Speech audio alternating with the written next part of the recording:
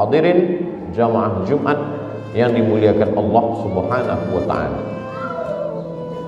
Hari berganti, musim berubah, tapi sebenarnya isi dunia ini itu-itu saja. Dia makhluk yang biasa-biasa saja, tapi karena ibadahnya banyak, maka dia sejajar, selevel, setara dengan para malaikat. Lalu kemudian Allah memerintahkan semua malaikat bersujud kepada Adam. A'udzubillahi minasyaitonir rajim. Wa idz qulna lil malaikati isjudu li Adam. Sujudlah wahai para malaikat kepada Adam. Fasajadu, semua bersujud illa iblis, kecuali dia. Dia tidak mau bersujud kepada Adam. Dia bukan malaikat. Dalam surat Al-Kahfi dikatakan kana minal jinni, dia berasal dari kalangan jin. Fafasaqa an amri rabbih, dia melawan perintah Allah. Dia bukan malaikat. Yang diperintahkan bersujud kepada Adam adalah malaikat. Lalu kenapa dia ikut bersama malaikat? Karena ibadahnya hebat.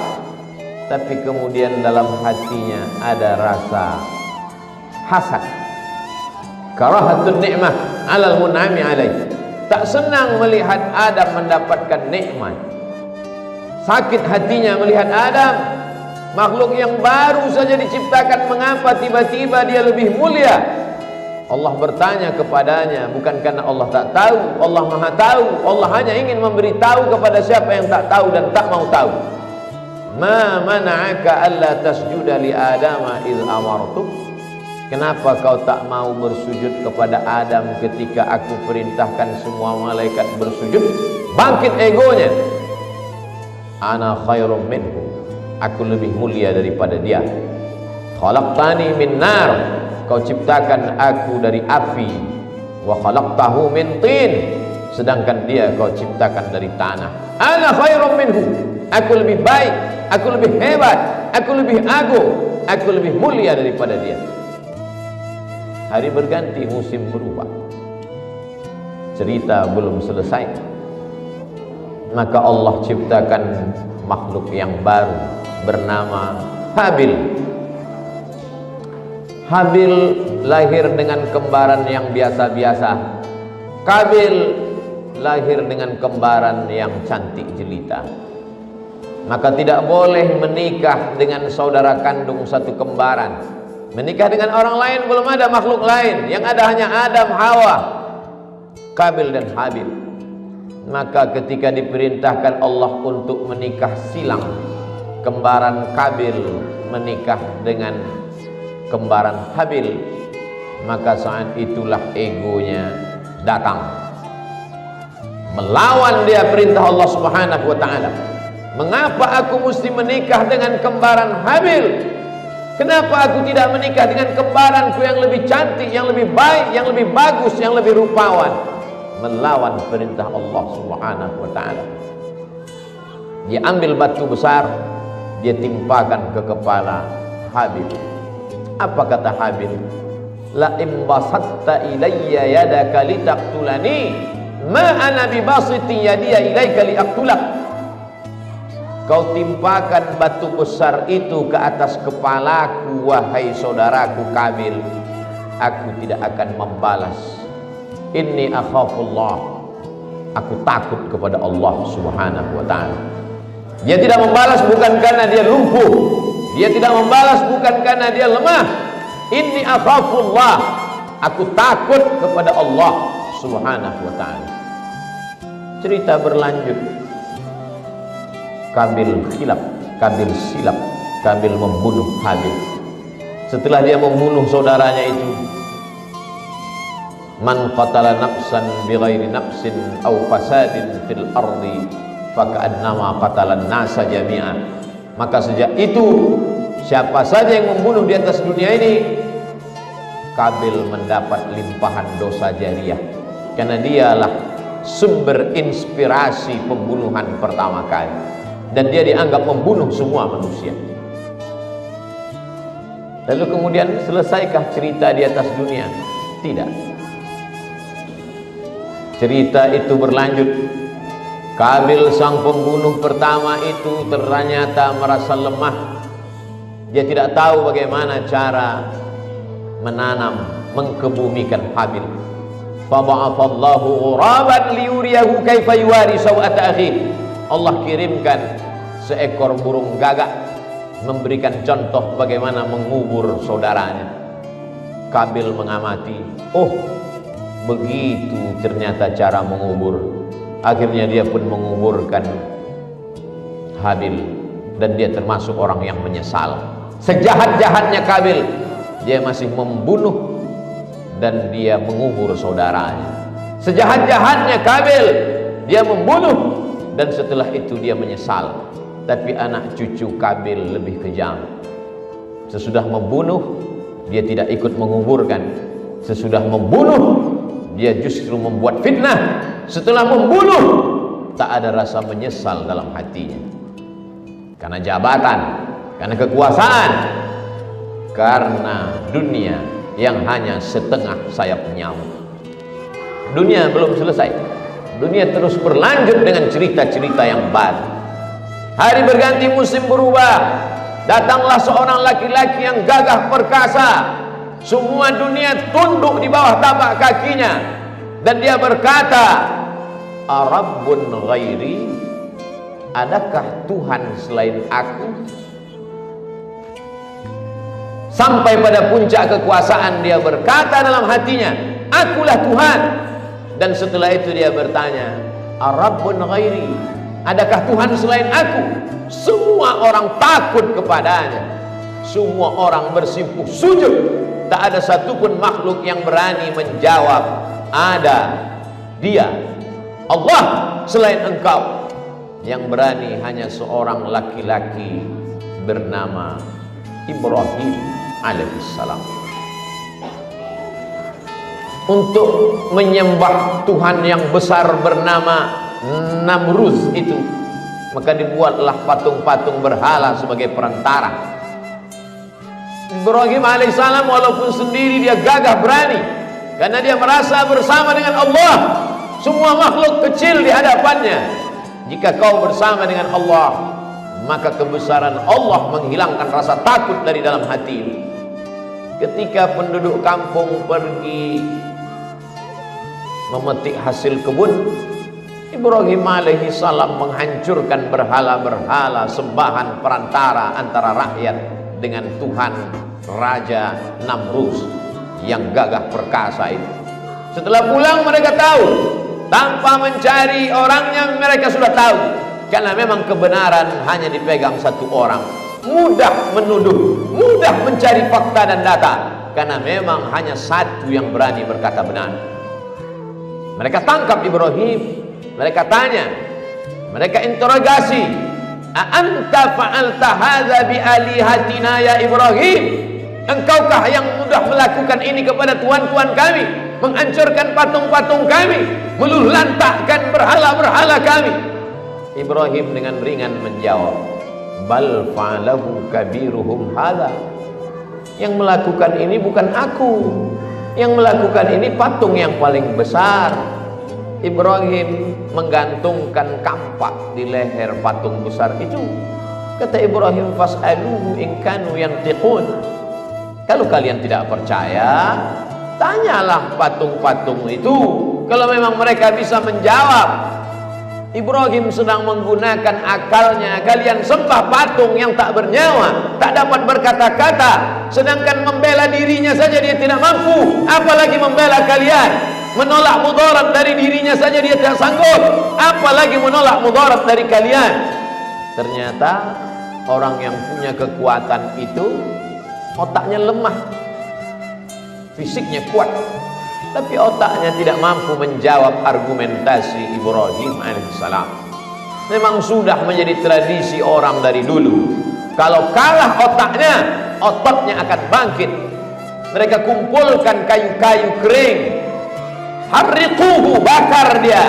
Karena kalau kita ajak berdebat, kita ajak menggunakan pikiran, kita tidak akan pernah menang. inilah masanya kita pakai kekuasaan, kita pakai kekuatan kita, bakar dia, habisi dia, bunuh dia, supaya tenang kita di atas muka bumi ini. Mereka kumpulkan api, mereka bakar Ibrahim alaihissalam. Di situ datang pertolongan Allah.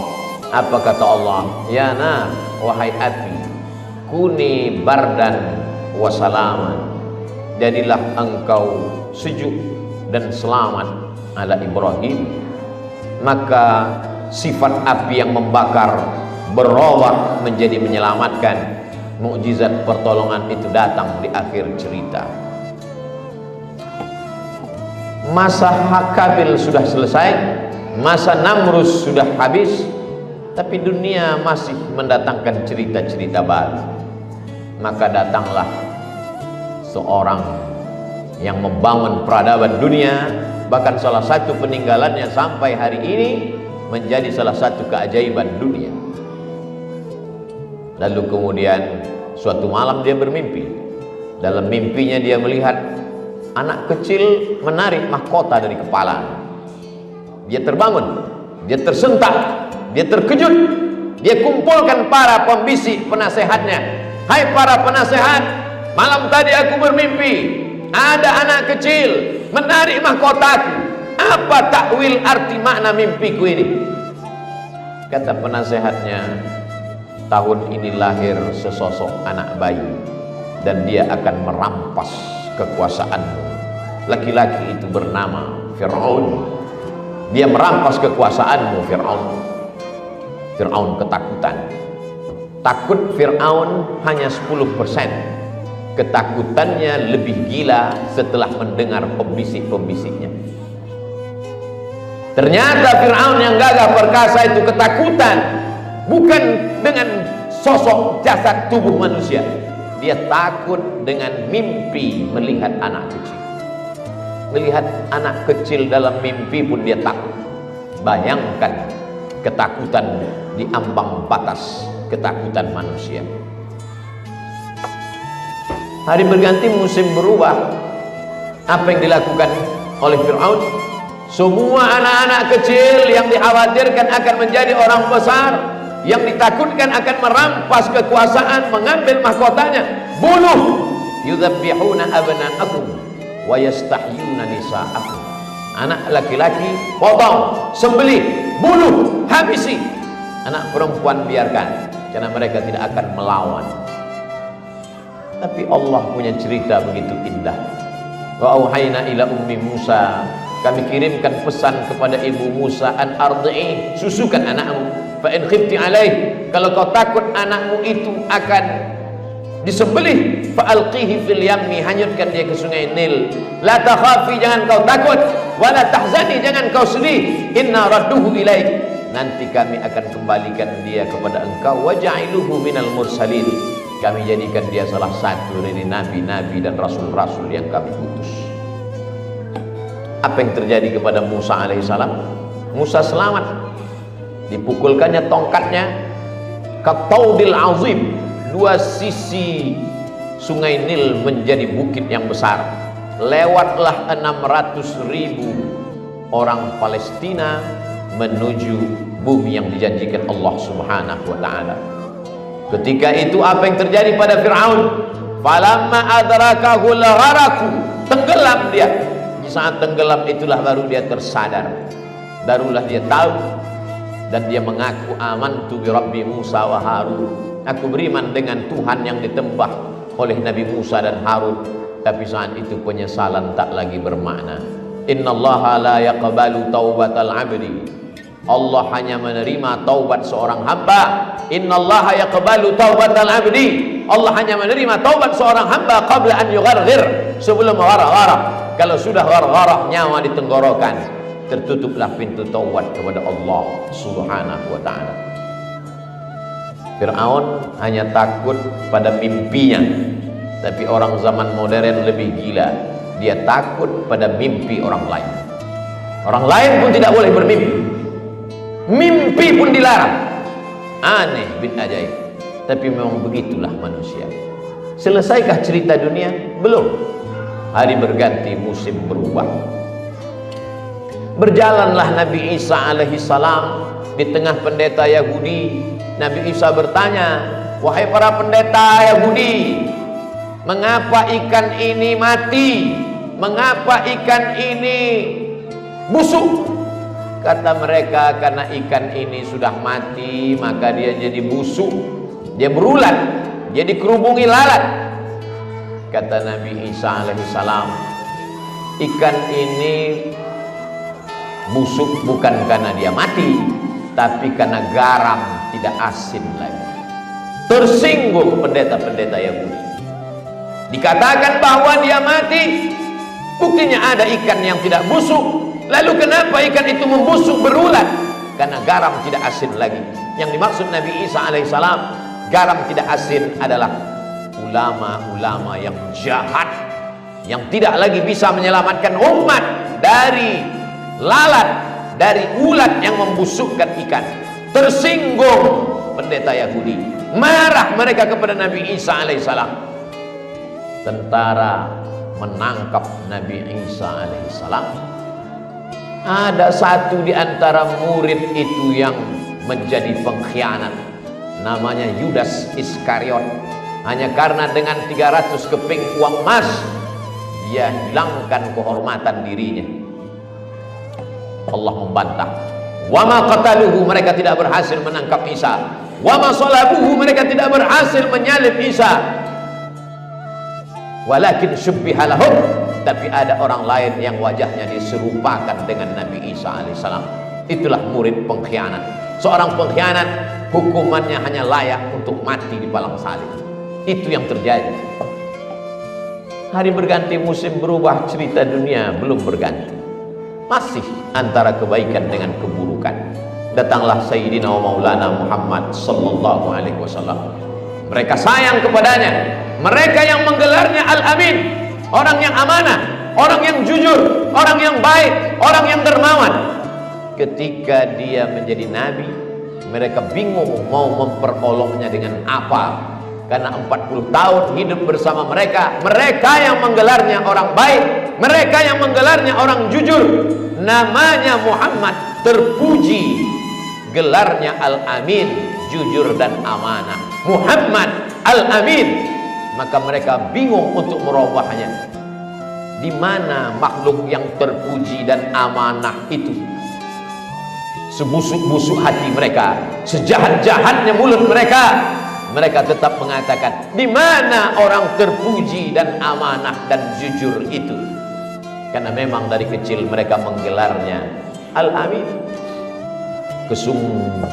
Kesombongan dan keangkuhan mengalahkan hati nurani mereka. Akhirnya mereka memerangi Muhammad sallallahu alaihi wasallam. Tapi Allah memenangkannya. Kalau sudah Allah memenangkan engkau, la in ijtama'atil ummatu, berkumpul orang satu dunia, ala ayyadurruka bi syai'in, untuk memudaratkanmu, untuk membunuhmu, untuk memenjarakanmu, untuk mencabut nyawamu, la yadurruka illa bi syai'in qad kataballahu alaihi. Mereka tidak akan mampu memudaratkanmu kecuali memang sudah ditetapkan Allah subhanahu wa ta'ala.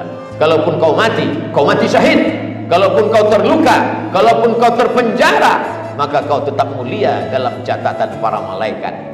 Mereka tetap hina karena mereka memperturutkan hawa nafsu dan melawan kuasa Allah subhanahu wa ta'ala. Berakhirkah cerita dunia? Belum. Kita tinggal memilih apakah masuk dalam kelompok Adam atau kelompok iblis. Apakah ingin masuk dalam kelompok Habil atau menyatu dengan kelompok Kabil? Apakah ingin bersama Namrus atau justru berpegang kepada Ibrahim? Apakah ingin bersama Fir'aun atau ingin bersama Musa? Apakah ingin bersama Muhammad sallallahu alaihi wasallam atau bersama di neraka jahanam bersama Abu Jahal, Abu Lahab dan musuh-musuh Allah subhanahu wa ta'ala?